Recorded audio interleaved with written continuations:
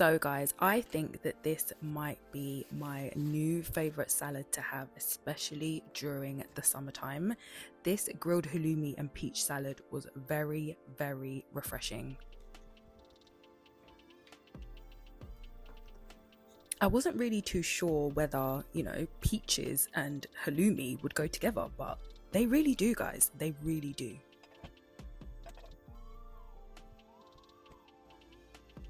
So yeah, all you have to do is just grill the pieces of peach, grill the halloumi as well until it's caramelized and golden.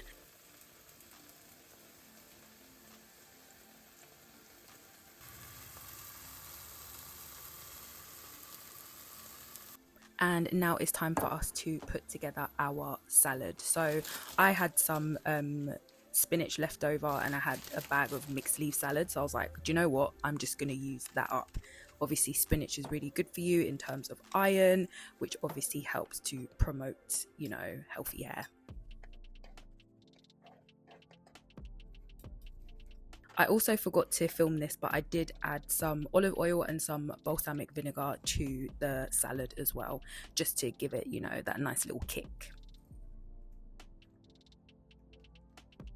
But yeah, I absolutely loved this salad and I would give it a 9 out of 10. So guys, I absolutely love pancakes, and so I decided to make protein pancakes. Obviously there's protein in the protein powder, so you've got those benefits from there. And I also saw on TikTok that there's some really good benefits with stewed apples for improved gut health. So I was like, do you know what, I want to incorporate that into my diet as well, because generally speaking I love apples and I also do quite like stewed apples as well, so it was the perfect combination. And then for added benefits, I decided to add chia seeds and also some milled flax seeds as well, just to get those added nutritious benefits in there. Now guys, I'm going to be very honest with you, I don't really measure things, I just play it by ear, so I just go by what the consistency looks like. I did feel like the consistency was a little bit runny, but I ran out of I ran out of plain flour, so I was just like, do you know what, I'm just gonna have to deal with it, and in the end it came out fine anyway, so that was absolutely fine. So guys, when it comes to my stewed apples, I actually don't like it to be too soggy. I kind of want the apples to still be a little bit firm and still have a little bit of a crunch. So yeah, I didn't cook them down. I know some people cook them down for a lot longer. I just cooked them down just for the same amount of time that it took to do my pancakes. These pancakes are really simple and easy to do. It doesn't take too much work, and I just also like the fact that it's a little bit different. Most of the time I'm just having Greek yogurt with fruits, that's about it. So it's kind of like a little treat for me, and it was nice. It's nice to treat yourself. It's nice to switch things up every now and again. And yeah, like I said, I love pancakes, so this is just the perfect kind of, it almost feels like, on a Saturday when you want to just have a nice little brekkie, you've had a lie-in, it's time to treat yourself to some pancakes. This was the vibe. So I'm Caribbean and we absolutely love fritters. So today I decided to make a healthy alternative. So these are my courgette and corn fritters. Okay, I think that's it. Let's add that in. So I have literally just got regular old corn, but I'm not going to use all of it. They said 1 cup, but I think that should be enough, right? I don't ever use measuring things. I don't even know what they're called.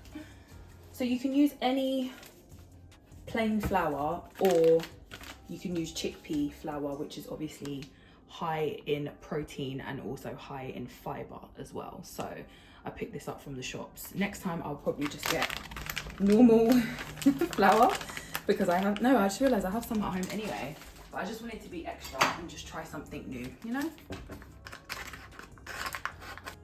So it just says 1 cup. Again, I don't have any measuring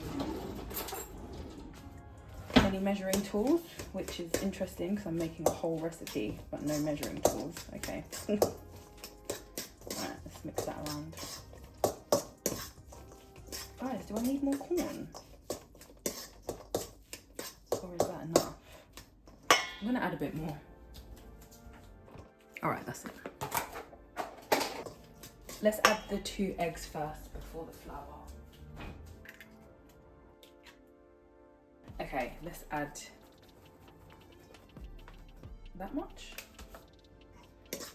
And give it a little mixy mix.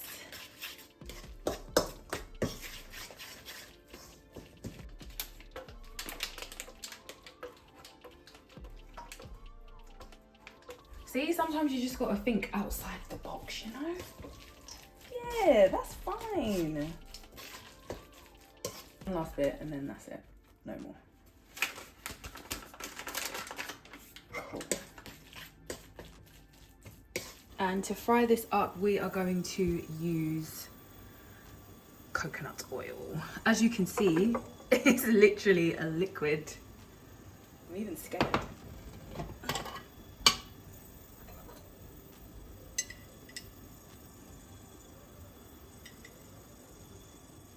So before we fry this, I completely forgot, we need to add some seasoning, guys. So we've got our garlic granules here. Again, I'm not counting anything. And then we've got some salt, some pink Himalayan salt. The pepper. Nearly forgot the onion granules. And we are ready to start frying up our fritters. So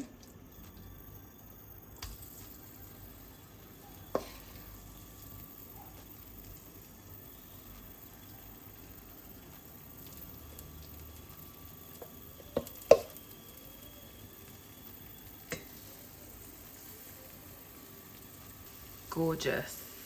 I'm excited for this. Yes. Okay, some of the corn's come out, but it's fine. We can live with that. Okay, so now we are going to make our dip. So you need an avocado, some mint or dill, and the juice of a lemon and some salt. So let's cut this up.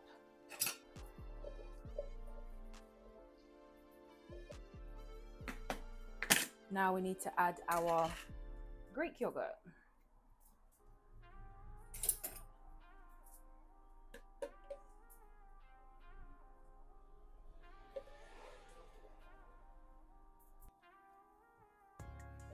Lime juice.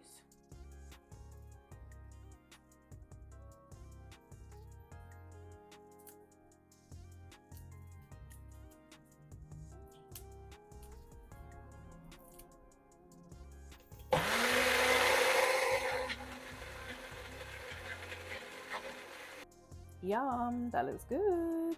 And this is how we're getting on with the final ones. There was a little bit left over, so I just made a really small one. I might eat that now. This smells so good. So I think I'm gonna have 3.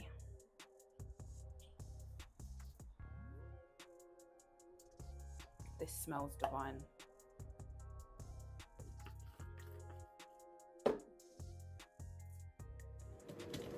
Now, I absolutely love a good curry. So today we are going to be making a lentil curry.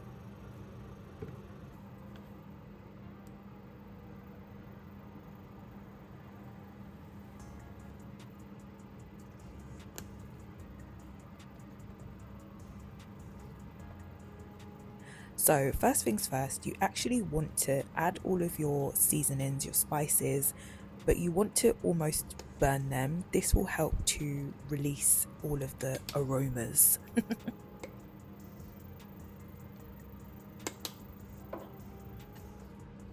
Now, I really love, hot, spicy food.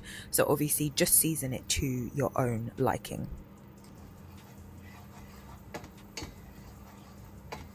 So yeah, once you've burnt down your spices, you are then going to go in with some coconut milk. So yeah, let that simmer down for about 2 minutes. Add any additional seasoning that you wish to add. Obviously taste it, make sure that it's to your liking, and then you can add your lentils. So yeah, I use lentils, but you can obviously use anything that you want. I don't really eat meat that often, so a lot of my curries that I make are lentil curries or chickpea curries.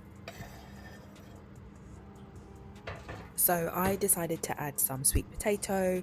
You can have, white potatoes, normal potatoes if you want, but I prefer sweet potatoes. And I also added some spinach as well, just to make sure that we're getting some veggies in there too. So I let the sweet potato cook down for about 15-20 minutes, and then I added the spinach, let that cook down for literally like 2 minutes. Obviously spinach cooks very quickly, and then it's time to plate up. So I decided to have this just with a paratha. You can obviously have it with rice or whatever you want to have it with, but yeah, I love me some paratha rotis. Guys, I remember when I first tried quinoa and I was literally like, what the hell is this? I felt like it tasted absolutely disgusting. But that was until I realized that, you can season up quinoa. So what I use is just like a vegetable stock or like a chicken stock, just to give it that extra little bit of flavor. Trust me, it tastes nice. Now, when it comes to hair health, salmon is a really great food to use if you want to grow your hair, have a healthy scalp. And the reason for that is due to the omega-3 fatty acids. These are healthy fats that help to reduce scalp inflammation, which obviously is, can contribute to hair loss. And the protein is really good for building and repairing hair. Other examples of fish that is really good for like hair health and healthy hair include sardines and mackerel as well. So don't be sleeping on, you can get them in the little tin cans, okay? You don't have to spend, like a major arm and a leg. Sardines and mackerel are also great as well, because I know that salmon, salmon's getting a bit expensive nowadays. Now, when it comes to your veggies, obviously you can pick whatever you like, but I absolutely love salmon with asparagus. I just love asparagus just in general, but in particular when it comes to salmon meals. And look at my quinoa, it's so lovely and fluffy. Love that. With my salmon, when I took it out of the air fryer, it did all break. So yeah, the presentation's not that fantastic. And what I love about this meal is that it's super easy. Like, you can make all of this within 20 minutes. It doesn't take that much effort at all, especially if, you just throw the salmon into the air fryer. You've got the quinoa boiling on the stove. Very, very easy, quick meal. Okay guys, for this next meal, some people may not like this because I know some people don't really like to eat cold food. Like, my mum does not really like cold food. But this is a noodle recipe, but with cold noodles. Okay, so firstly you have to boil the noodles. So what I do, I just boil the kettle, add the hot water, and then just let that sit, because technically the noodles, they're kind of cooked already. It doesn't take that long for these noodles to cook.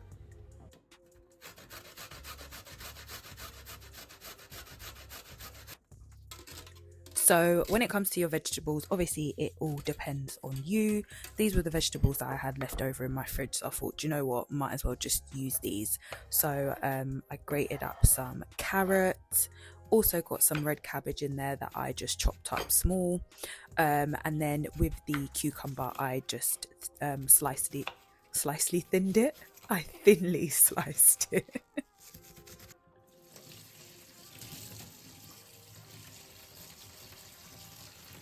Okay, so let's talk tofu. I do not eat tofu that often, but generally I don't actually mind it that much. One thing that I do like to do every now and again is add some like cornstarch and then fry it so that it's a bit crispy. But on this occasion, you know, I just wanted to keep it very simple and easy, so I literally just cut up the tofu.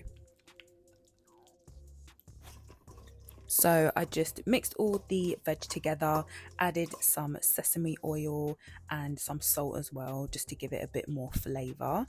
Put all of that together, and that is it with the veggies.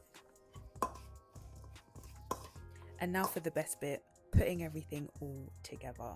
So again, like I said, you know, this is a cold meal, but this was very refreshing, especially because it has been quite hot in the UK at the moment in London. This was really refreshing for the evening, and I did really enjoy it.